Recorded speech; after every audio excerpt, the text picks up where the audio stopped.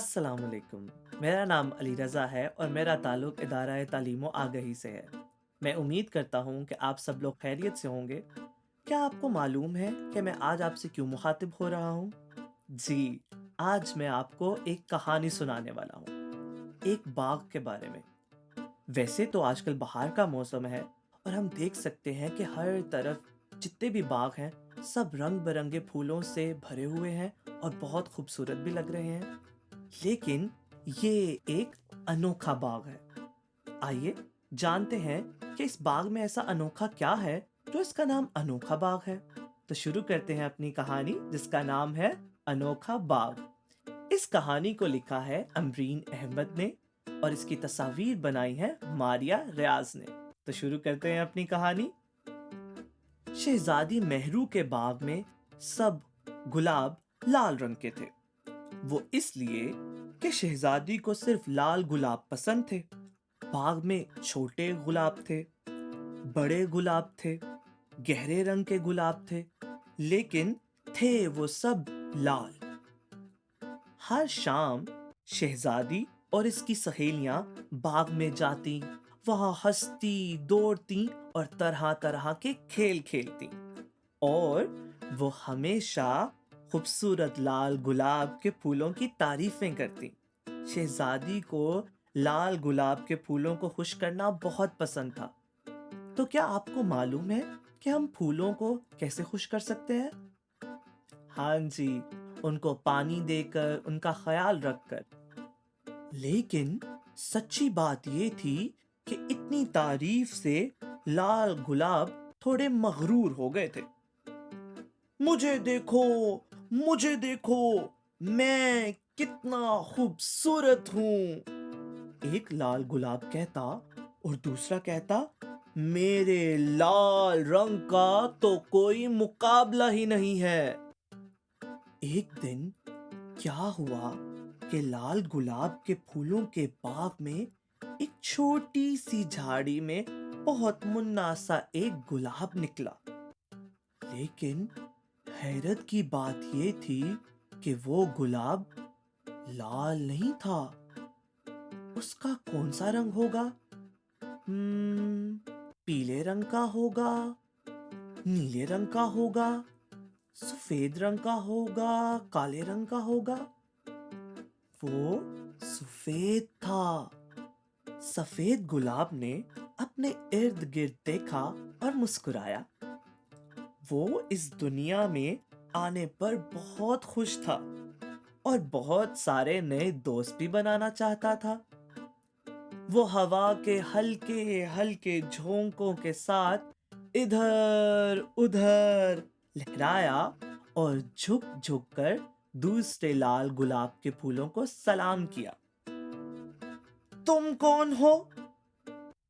एक बड़े से लाल गुलाब जिसकी पीली सी नाक थी हैरत से पूछा। मैं सफेद गुलाब हूं। सफेद गुलाब ने बहुत अदब से जवाब दिया।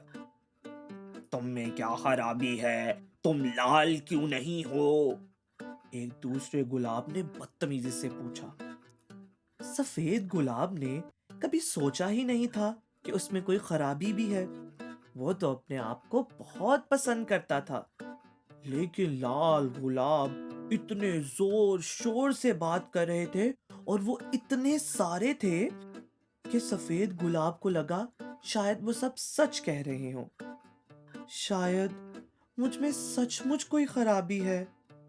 बेचारा सफेद गुलाब गमगीन होकर सोचने लगा। तुम देख नहीं सकते, ये लाल गुलाब के फूलों का बाग है। तुम यहाँ नहीं रह सकते, बिल्कुल नहीं रह सकते। एक बड़े से लाल गुलाब ने दूर से चीख कर कहा। बेचारा सफेद गुलाब सहम कर उदास हो गया। शाम हुई।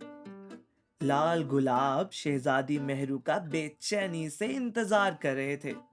शहजादी कूदती फलांगती बाग में दाखिल हुई। अस्सलामुअलैकुम मेरे प्यारो, उसने लाल गुलाब के फूलों से कहा। फिर उसकी नजर सफेद गुलाब पर पड़ी। اب سفید گلاب کے ساتھ کیا ہوگا؟ کیا شہزادی اسے توڑ دے گی؟ بیچارہ سفید گلاب۔ چلیں دیکھتے ہیں شہزادی اب کیا کرے گی۔ یہ جھاڑی کس نے لگائی ہے؟ وہ چیخی۔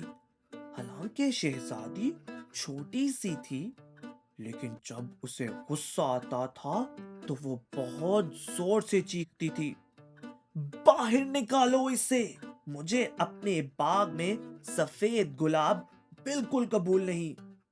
اور زور سے چیخی۔ بوڑھا مالی ڈر کے مارے تھر تھر کانپنے لگا اور اس نے اپنا سر بالکل نیچے جھکا لیا۔ لیکن مالی بابا سے کئی زیادہ جسے ڈر لگ رہا تھا وہ تھا بیچارہ سفید گلاب۔